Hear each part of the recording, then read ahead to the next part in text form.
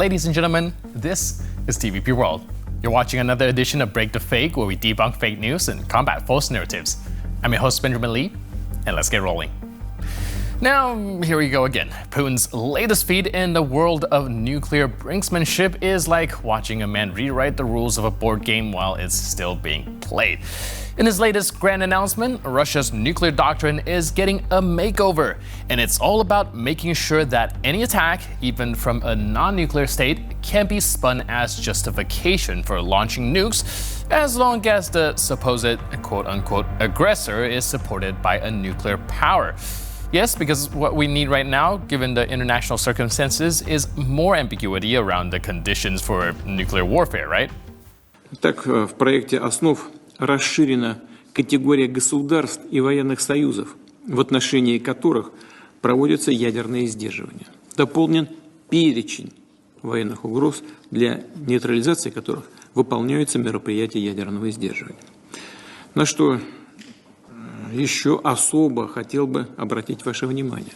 В обновленной редакции документа агрессию против России со стороны любого неядерного государства, но с участием или при поддержке ядерного государства предлагается рассматривать как их совместное нападение на Российскую Федерацию. Также четко фиксируются условия перехода России к применению ядерного оружия. Будем рассматривать такую возможность уже при получении достоверной информации о массированном старте средств воздушно-космического нападения и пересечении ими нашей государственной границы.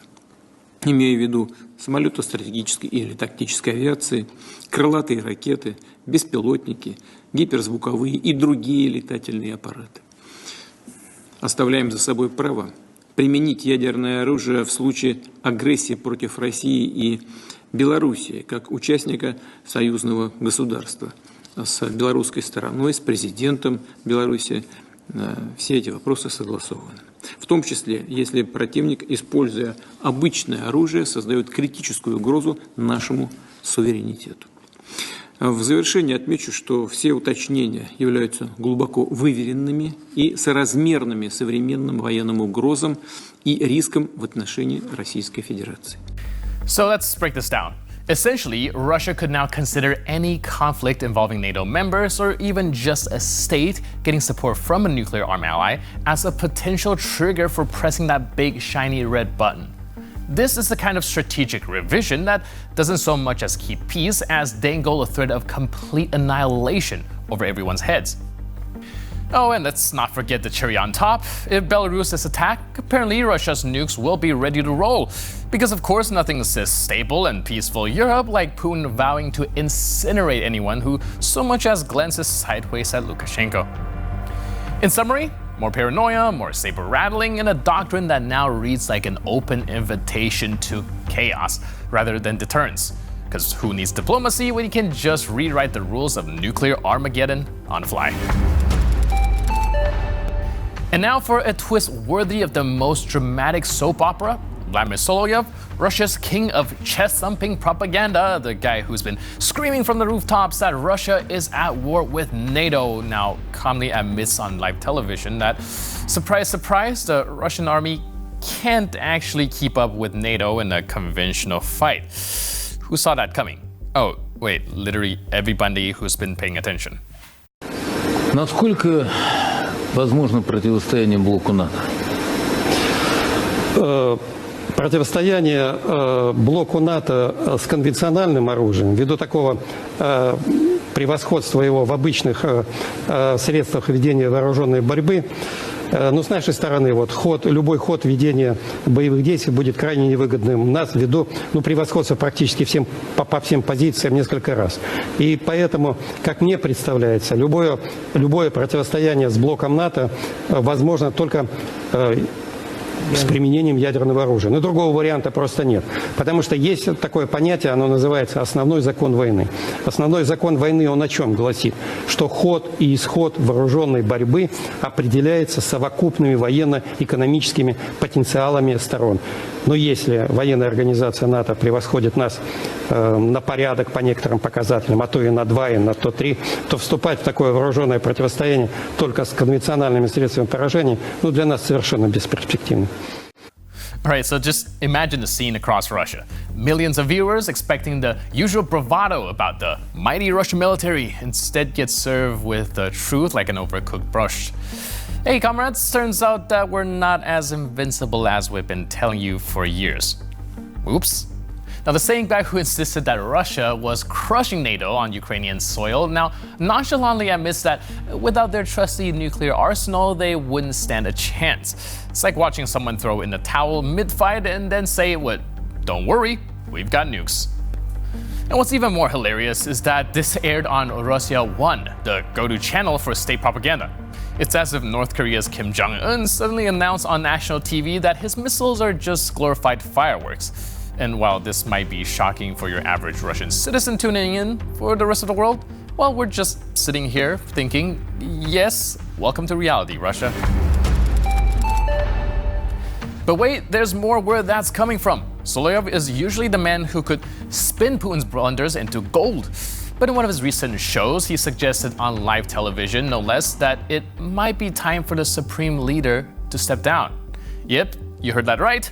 The guy who's been Putin's most loyal mouthpiece just casually threw the idea of his resignation into the mix. What's going on, you ask? Мало посадить тех, кто провинился. Еще необходимо назначить тех, которые понимают, как это сделать эффективно, быстро и четко. И неважно, в каком они будут министерстве и как они будут называться. Мне совершенно не важно, какого цвета кошка, важно, чтобы она ловила мышей. Поэтому давайте уже переходить к конкретным решениям. Если для этого необходимо, чтобы была ставка Верховного, ну, как говорят мои друзья, я понимаю, что я человек, ну, как бы не по моей зарплате такие решения принимать, но давайте все-таки брать все лучшее, что у нас было в опыте великих эпох, и решать теми методами, которые необходимы для того, чтобы здесь сейчас. Perhaps Solovyov finally realized that defending a crumbling war effort, economic disaster, growing international isolation is a little bit harder than shouting NATO every 5 minutes. Maybe the latest setbacks on the front, combined with mounting discontent at home, are making even the most die-hard loyalists consider alternatives. After all, when the official script starts sounding like a bad rerun, even propaganda pro like Solovyov knows it's time to shake things up. Or maybe, just maybe, he's testing the waters for what could be the next phase of Russian history. After all, the last time someone suggested a leadership change in Russia, it didn't end well for the guy in charge. Let's see if Putin takes this as constructive feedback or if Solovyov is about to enjoy an extended vacation. It seems even TikTok, famously dismissed as just a platform for lip-syncing teens and viral dance challenges, has had enough of Russian state media's antics. Sky News reports that TikTok has finally swung the ban hammer at accounts linked to Russia's state-controlled outlets like Russia Today, known as RT, and Sputnik. Why? Well, according to TikTok, these accounts were engaging in covert influence operations and ahead of the US presidential election in November. The last thing the platform wants is to be associated with spreading Russian disinformation. Makes sense, right? This decision follows similar moves by Meta, which took down the same bad actors from Facebook and Instagram. It's like Russian state media has been wandering around the internet getting kicked out of every party for trying to spike the punch. What's impressive here is that TikTok didn't just stop at banning these accounts in the UK and the EU, they've gone global.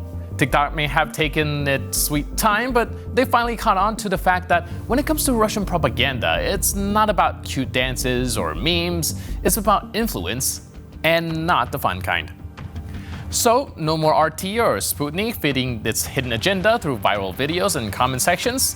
Seems like even in the world of I just want to watch cats doing backflips, disinformation won't go unnoticed. And with that, we conclude this edition of Break the Fake. But for more news, update, and commentary, please stay tuned to TVP World.